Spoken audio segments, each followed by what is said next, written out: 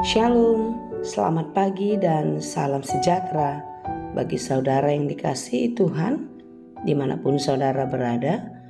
Tetaplah penuh pengharapan hanya kepada Dia, Sang Sumber Rahmat yang Maha Kasih, yang Maha Baik dalam hidup kita. Saudara, sebelum kita melanjutkan segala aktivitas, marilah kita meluangkan waktu untuk mendengar dan merenungkan firman Tuhan. Dan biarlah Roh Kudus bekerja dengan leluasa di dalam firman Tuhan, membuka, menerangi, dan menuntun kehidupan kita agar dimampukan menjadi pelaku firman yang baik seturut dengan kehendak Tuhan saja. Marilah kita bersyukur dan kita bersaat teduh di dalam doa. Terima kasih Tuhan untuk pagi yang baik, untuk hari yang baru Tuhan berikan bagi kami. Terima kasih Tuhan untuk segala penyertaan-Mu di hari-hari yang lalu, sehingga kami boleh melewatinya dan kami boleh mengerti akan maksud-Mu. Di dalam perjalanan kehidupan kami ke depan pun, kiranya Tuhan selalu menyertai dan terus menerangi hati dan pikiran kami untuk mengerti setiap rencana-Mu di dalam kehidupan kami. Ya Tuhan, kami mau belajar di dalam setiap perintah-Mu, di dalam firman-Mu. Kiranya Tuhan menerangi hati dan pikiran kami. Biarlah firman Tuhan bekerja, memelihara, menuntun, dan mengajar kami di dalam melakukan hal baik seturut dengan kehendak-Mu. Ajari kami Tuhan, dan biarlah kami selalu dipimpin di dalam Roh-Mu yang kudus. Berfirmanlah Engkau ya Tuhan, sebab kami telah siap mendengar. Kasih karunia dan damai sejahtera dari Allah Bapa Tuhan kita dan dari anaknya Tuhan Yesus Kristus dan Roh Kudus menyertai saudara sekalian. Amin. Firman Tuhan untuk kita pada hari ini yang ditetapkan menurut Almanak KKBP Kamis 2 Februari 2023 tertulis dalam kitab Matius 5 ayat 8. Dalam bahasa Batak dan bahasa Indonesia dikatakan demikian. Martua maparrohanayas ai idaun nasidado di Batak. Berbahagialah orang yang suci hatinya, karena mereka akan melihat Allah. Demikianlah pembacaan firman Tuhan. Berbahagialah orang yang suci hatinya. Seperti apakah orang yang suci hatinya? Orang yang suci hatinya adalah mereka yang hidup di dalam kemurnian. Mereka tidak melakukan dosa, karena bagi mereka dosa adalah sesuatu kekejian, sesuatu yang kotor yang tidak boleh dilakukan.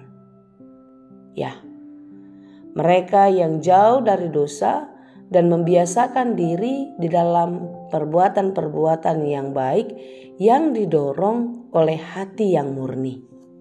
Kemurnian hati yang dimotivasi oleh niat yang tulus hanya untuk menyenangkan hati Tuhan. Tidak melakukan dosa-dosa, tidak melakukan kejahatan, kekejian hidup, agar membuat hati Tuhan senang. Bukan sebaliknya, karena menginginkan sesuatu yang baik terjadi terhadap diri sendiri. Saudara yang dikasihi Tuhan, renungan kita pada hari ini sangat jelas mengingatkan kita agar hidup di dalam kesucian, hidup dalam kemurnian. Karena tentu cita-cita kita sebagai orang percaya ingin hidup bersama-sama dengan Tuhan, bisa melihat Allah yang Maha Kudus. Itulah sebabnya khotbah Yesus di bukit yang termaktub di dalam Matius 5, termasuklah di pasal 5 ayat 8 ini. Berbahagialah orang yang suci hatinya, karena mereka akan melihat Allah. Karena hanya orang-orang yang suci hatinya lah, hanya orang-orang yang hidup di dalam kebenaran lah yang akan sampai kepada Bapa.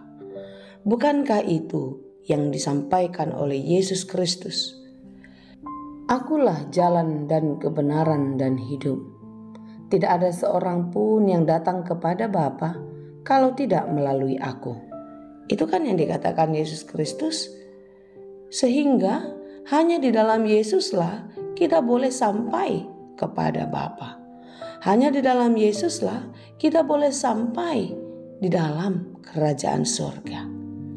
Bagaimanakah kita hidup di dalam Yesus? Tentu kita harus meneladaninya. Kita harus hidup di dalam kebenaran, kesucian, hati yang murni hanya untuk menyenangkan hati Tuhan. Bukankah Yesus melakukan semua pekerjaannya, mengorbankan hidupnya hanya untuk menyenangkan hati Bapanya? Dalam arti dia menuruti apa yang menjadi kehendak Bapa terjadi atas hidupnya. Tentu demikianlah kita, saudara. Sesuatu hal yang mungkin berat, sangat sulit untuk kita lakukan. Tetapi ingatlah, ketika kita melakukannya, kita melakukan untuk menyenangkan hati Tuhan. Karena hanya dengan demikianlah kita akan boleh sampai kepada tujuan hidup kita sesungguhnya. Siapakah yang akan sampai ke sana? Hanya mereka yang mau berjuang, yang mau berusaha mengubah hidupnya menjadi lebih baik. Karena tidak ada seorang pun di antara kita yang luput dari dosa. Semua kita telah berdosa. Kita tidak pantas, tidak patut untuk menjadi pewaris di dalam kerajaan surga. Tetapi kesempatan itu masih terus ada. Kita diberikan waktu untuk mengubah hidup kita menjadi lebih baik. Karena Yesus Kristus sudah dikorbankan menjadi tebusan atas dosa-dosa kita. Oleh karena itu, saudaraku yang dikasihi Tuhan, marilah kita hidup di dalam kebenaran, hidup di dalam kekudusan, kesucian hati, yaitu kemurnian hati. Hati yang murni adalah murni untuk menyenangkan hati Tuhan, murni untuk melakukan kehendak Allah di dalam kehidupan. Sudahkah kita mampu melakukannya? Saya tahu itu bukan hal yang mudah, tetapi teruslah berusaha. Teruslah berjuang untuk menjadi orang yang lebih baik. Karena hanya dengan demikianlah kita boleh tetap memegang keselamatan yang sudah dianugerahkan Tuhan bagi kita. Marilah kita menjalani kehidupan ini dengan penuh sukacita, dengan penuh pengharapan. Sekalipun banyak kesulitan, banyak tantangan, penderitaan silih berganti, percayalah, Tuhan tidak pernah meninggalkan. Dia akan terus bersama-sama orang yang murni hatinya. Dia akan terus menemani, memberikan kekuatan dan keselamatan bagi mereka yang setia.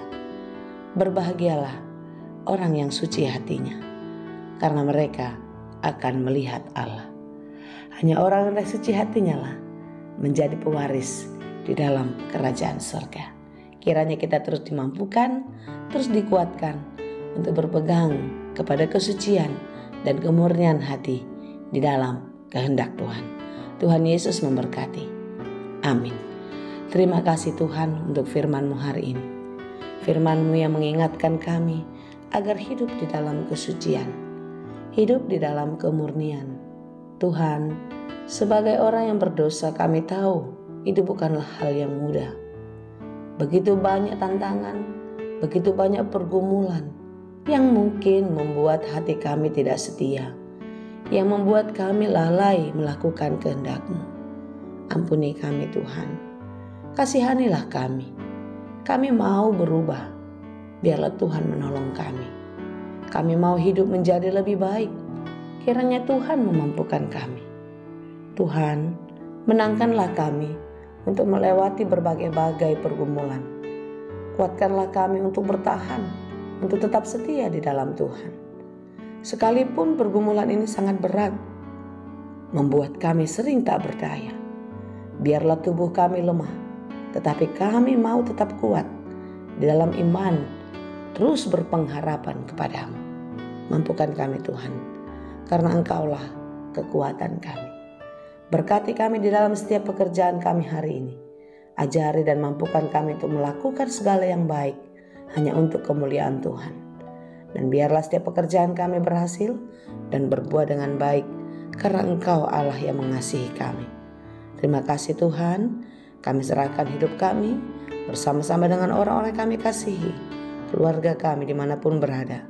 Biarlah berkat-Mu selalu berkelimpahan di dalam hidup kami.